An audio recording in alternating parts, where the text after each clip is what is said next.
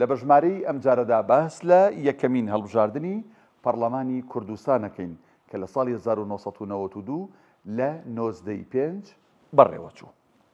باش. دوای ئەوەی کە دامودەزگاکانی حکوومەتی بەعز کوردستانیان بەجێهێشت بۆ شایەکی یاسایی دروست بوو بێگومان لیژنێکی 15 کەسی لە دادوەر و پارێزەر و مافپەرۆر و نوێنەری حیزبەکان کە بەرەی کوردستانی کە لە 8 حیزب پێگاتە بوون جگە لە بزوتنەوەی ئیسلامی ئەو کات ئەم لیژنە 15 کەسیان پێگەنا. داڕشتنی پرۆژە یاسای ژمارەیەکی ساڵی 1992 هەڵبژاردننی پەرلەمانی کوردستان لە 8 چوار باشە لە ساڵی 1992 بەرەی کوردستانی یاساکەی پەسەند کرد. ئەو پرۆژە یاسایی ئەو 15 کەسە ئامادەیان کرد لە 8 چواری ساڵی 1992 بەرەی کوردستانی پەسەندی کرد. باش. وتمان یەکەم هەڵبژاردن لە 95 1992 بەڕێوەچوو. تاوان بڕیار بوو لە 7 مانگ بەڕێوە بچێ.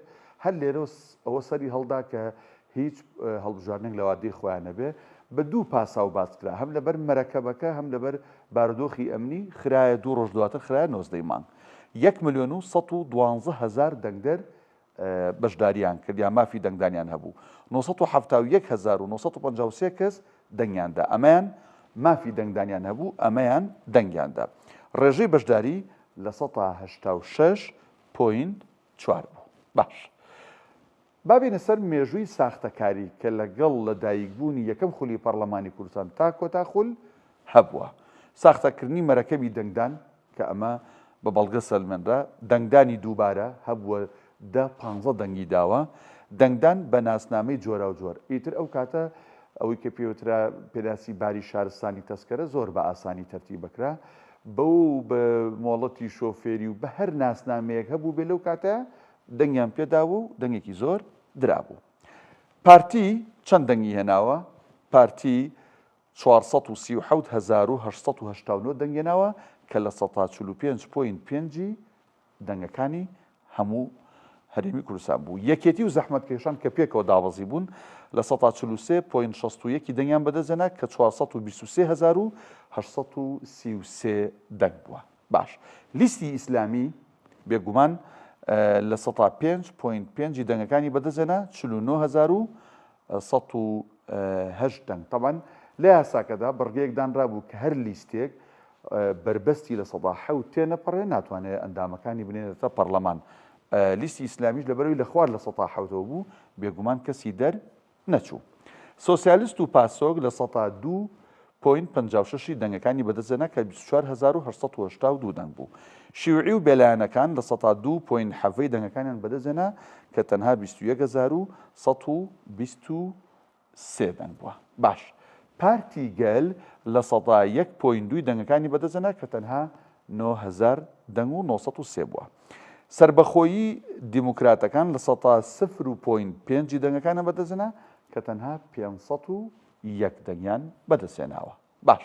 تەمەن لەگەڵ هەڵبژاردننی پەرلەمانی کوردستان هەڵبژاردننیش بۆ چی کرا؟ بۆ سەرۆکی ڕزگاری خوازی نەتەوەی کورد یا با بڵێن ڕابەری بزوتنەوەی ڕزگاری خوازی گەلی کورد کرا کە هەریەک لە مەسعود بەرزانی و جەلال تاڵەبانی و مامۆستا مەلا عوسمان و دکتۆر مەحمود عوسمان کاندید بوون. بێگومان مەسعود بەرزانی لە 147.5 دەنگەکانی بەدەستهێنا، جەلال تاڵەبانی لە 144.9 دەنگەکان، مامۆستا مەلا عوسمانی کۆچکردوو لە 103.95 دەنگەکانی بەدەستهێنا، دکتۆر مەحمودیش لە 102.37 دەنگەکانی بەدەستهێنا. تەمان ئەو تەزویراتی باسمان کرد هەر یەک لە مام جەلال و لە دکتۆر مەحمود لەو نامانەی کە بۆبەری کوردستانیان ناردو و دۆکۆمنتیش کراوە باسییان لە تەزویراتەکان کردبوو کە تانانەت ئەوترێت لە شارێکی وەکو دۆگ لە 111 دەنگی داوە کە ئەمە بەڕاستی شتێکی زۆر زۆر مەهزەلە بووە.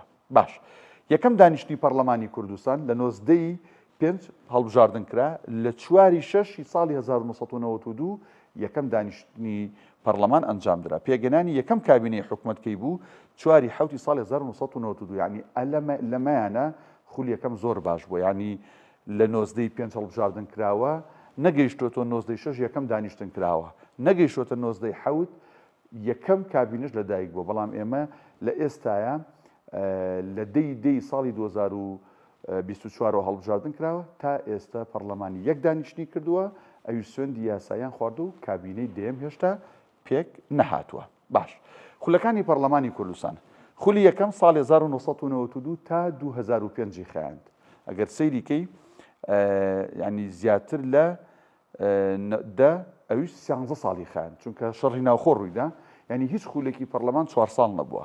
خولی دووەم 2005 بۆ 2009، خولی سێیەم 2009 بۆ 2013. تامان ئەمانە وەکو ساڵ 4 ساڵ بوون، بەڵام هیچی لە کاتی خۆیان ینی لە ڕۆژ و مانگی خۆیان بێگومان هەڵبژاردن ئەنجام نەدراوە. خولی چوارم لە 2013 بۆ 2010 5 ساڵی پێچوو. خولی پێنجەم لە 2010 بۆ 35 2023. خولی شەشەم کە خولی ساڵی ڕابردوو بوو لە 2024 ئەنجام درا و تا ئێستش بەردەوامە، بەڵام یەک دانیشتنیان کردو و حکوومەتی هێشتا پێک نەهاتووە. سەبارەت بە ڕێژەی دەنگدان لە 5 خولی ڕابردوودا بزانین چۆن بووە. لە خولی یەکەم کە لە ساڵی 1992 بەڕێوەچوو لە 186.4 بەشداری کرد. لە خولی دووەم دابەزی بۆ لە 175.6. لە خولی سێم جارێکی کە بەراورد بە خولی دووەم بەرز بۆ لە 178.1.